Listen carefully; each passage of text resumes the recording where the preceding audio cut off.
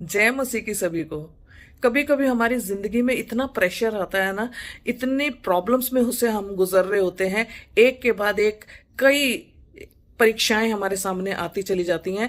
और फिर हमारे मन में ये ख्याल आता है कि आखिर हमारे साथ ऐसा क्यों हो रहा है, क्यों नहीं सब कुछ ठीक हो जाता। आपको पता है, जब जब हमारी जिंदगी में प्रेशर आता है ना, कुछ बड़ा काम होने वाला होता है। पता है, रोमियो की पुस्तक में 8 का 28 में क्या लिखा हुआ है कि जितने लोग परमेश्वर से प्रेम करते हैं ना, उनके लिए सारी चीजें मिलकर भलाई ही को उत्पन्न करती हैं। अर्थात उन्हीं के लिए जो उसकी इच्छा के अनुसार, यानी उसके पर्पस के अनुसार बुलाए गए हैं। परमेश्वर का एक बड़ा पर्पस होता है हमारी जिंदगी में ना, और उसको पूरा करने के लिए परमेश्वर इन प्रेशर्स को आने देता है।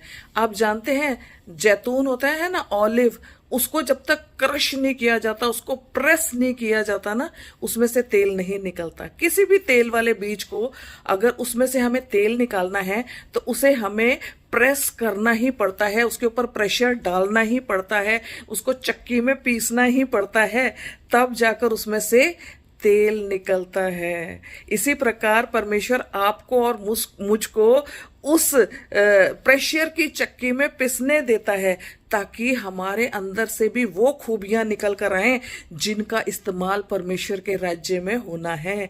हालेलुया। आप जानते हैं ना कि यूसुफ के साथ भी तो ऐसा ही हुआ। उसके भाइयों ने उसे एक गड्ढे में फेंक दिया, फिर उसे निकाल के बेच दिया, उस पर झूठे इल्जाम लगे और फिर उसको बंदी गृह में तक डाल दिया गया।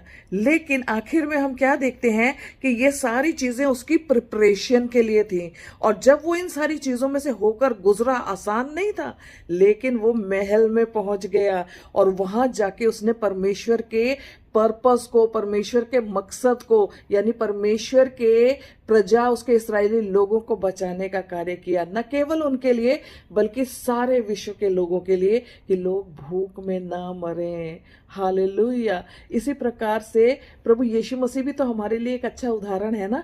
जब वो गेत्समनी बाग में थे, गेत्समनी का मतलब क्या होता है? ऑयल प्रेस, जहां पर ऑयल निकाला जाता है प्रेस करके सीड्स को, है ना। तो वहां पर प्रभु यीशु मसीह को इतना प्रेशर था उनके ऊपर कि उनका पसीना भी ना खून की बूंदें बनकर टपक गया। और फिर जब वो इतने क्राइसिस में से, इतने प्रॉब्लम्स में से, इतने ट्रायल्स में से होकर क्रूज पर गए और एक्सट्रीम प्रेशर को सहा, तो क्या हुआ?